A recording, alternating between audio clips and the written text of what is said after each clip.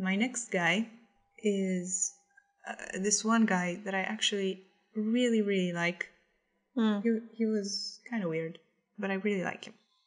Okay, so my next guy is Empedocles. Sounds fancy. Was also pre-Socratic. He had a very, let's say, romantic view of understanding the world and explaining it to others. Empedocles sort of respected the same rules that Pythagoreans did. He was a vegetarian, he believed in reincarnation, he believed that all living things were on the same spiritual plane, that the plants, animals, and humans represented links in the same chain, which is interesting. How come he would still eat plants? Well, shit, he had to eat something. Come on. What, did you wanted him to just sit and look at the sky?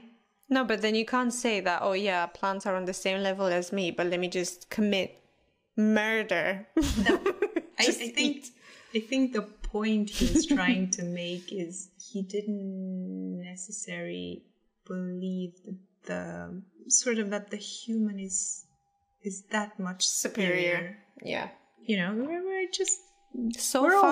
I'm with him. I know, right? I like him. He is considered to be the first pluralist in Greek philosophy, which means that he was also a poet, a medical doctor, a preacher, a mystic, a magician, a prophet. A wizard, a vampire, yeah. Right. All of the above. You just named all the big blockbuster films. Yes. I tried to find more on him being a magician. So I was very confused. Like, he was just making tricks, like magical tricks. He was pulling out the bunny out of a top hat. I did find, however...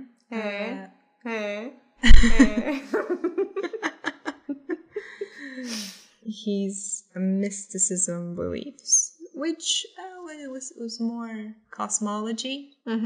Today, he's actually most remembered for being the man who discovered... that kind of sounds stupid. I should rephrase it. He discovered air. It's not what he discovered. He named the it chemical. as a no, because they didn't have the notion of chemicals back then.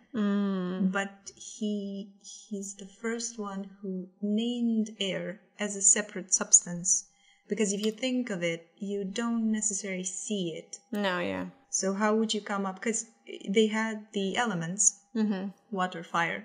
You see these things, but air is just something that exists in a way that, you know, you're not aware of its presence. Right, you're not aware even of breathing sometimes. Yeah. Which is very interesting that he came up with the concept that, hey, you know, there's a fourth element, which is air. So that's what he did. He named the 4 elements, water, fire, earth, and air. And he had this theory that all these elements were influenced by 2 forces. And those forces were love and strife.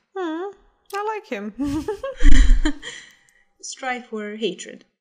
So love would sort of bring the elements together and create objects. Like how in pottery you would mix water and earth, and then you would to mold it, and then you would bake it with fire, and then you would let it cool in air.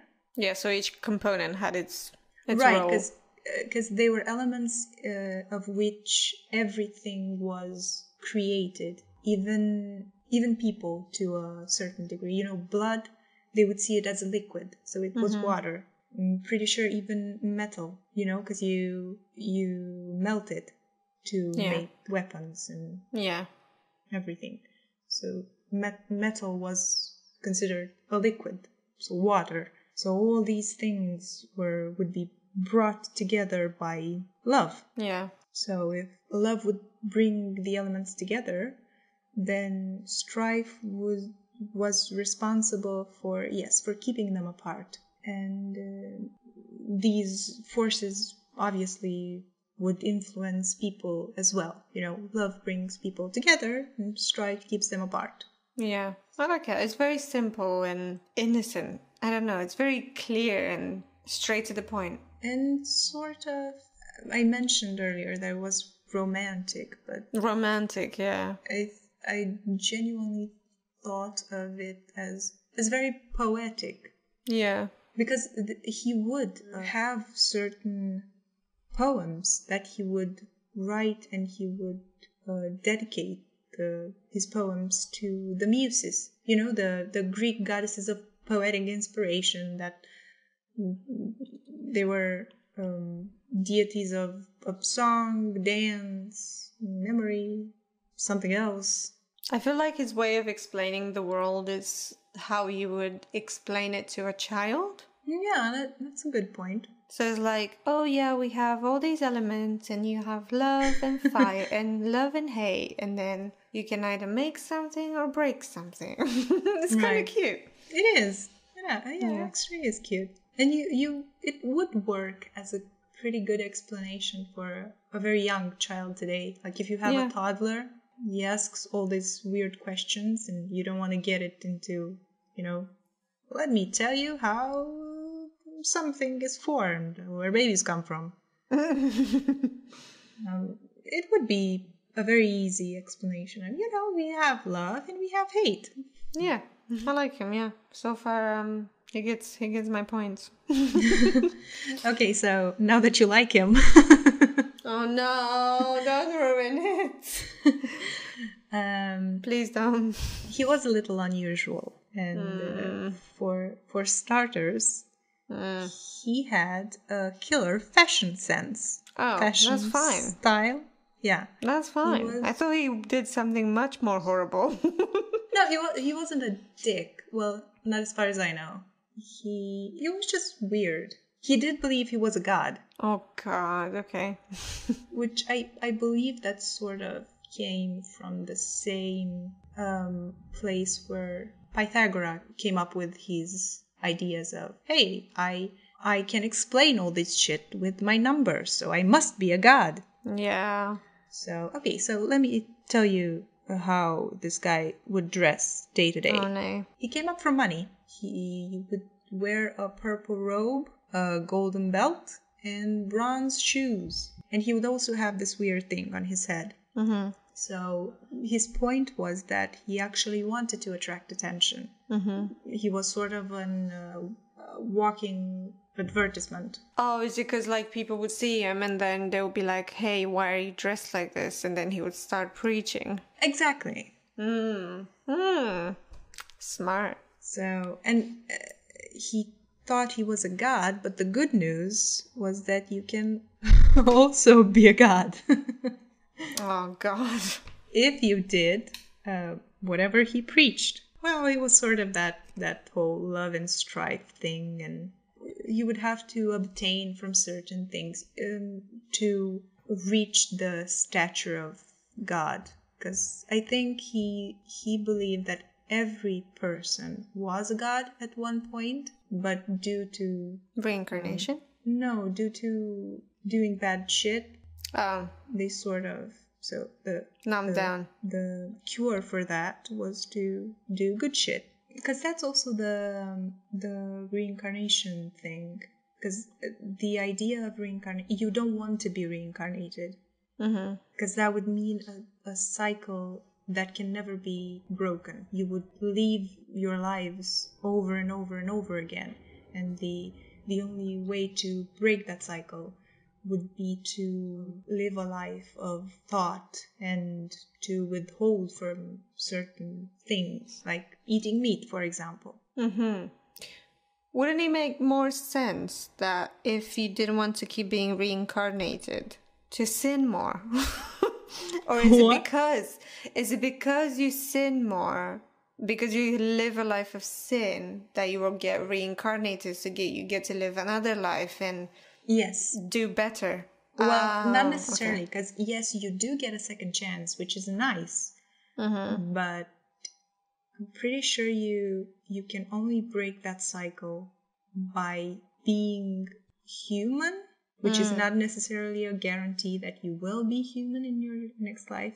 Oh, in your next life. Okay, yeah. Because you have to do all these things, you have to, like in Buddhism, you have to meditate and be very disciplined and to break that chain. I mean, just dressing up like that is not that odd. Because I understand there's a scope behind why he dressed like that. Anything else that he did that was weird?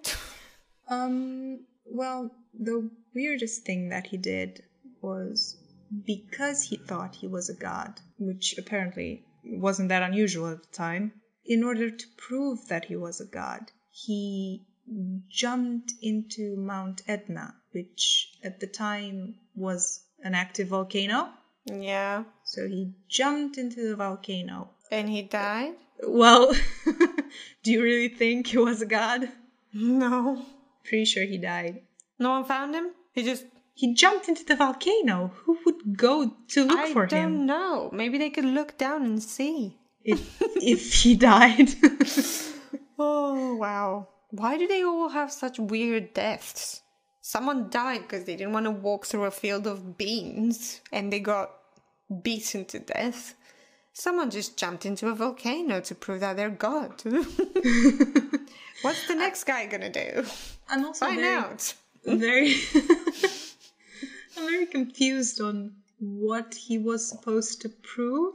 Like, was he supposed to prove that he was immortal? That he wouldn't die because he jumped and he would live? How? Or what? I think that was the point. Look at me, I'm gonna jump and not die, and that will prove you that I'm God. So, but in the scenario that he would have jumped and he wouldn't have died, what would happen?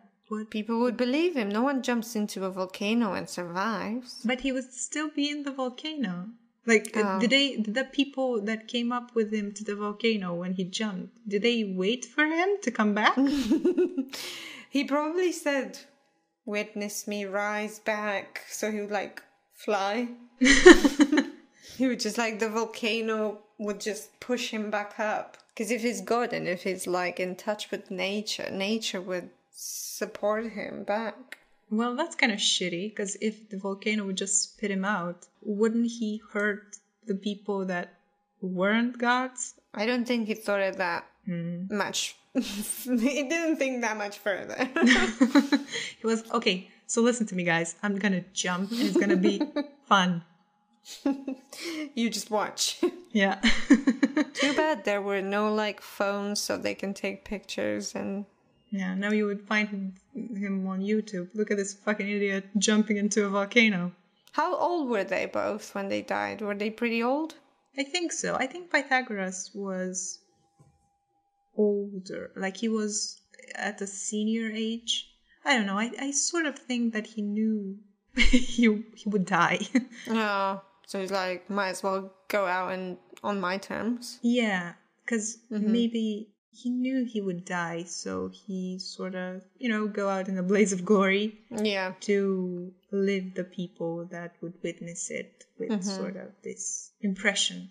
I mean, I liked him initially, and then he kind of went bonkers the other way, so I don't know. I like the things that he lived by, with the main thing being that animals and humans and plants were all on the same level, and the romantic way of viewing the world. I like that.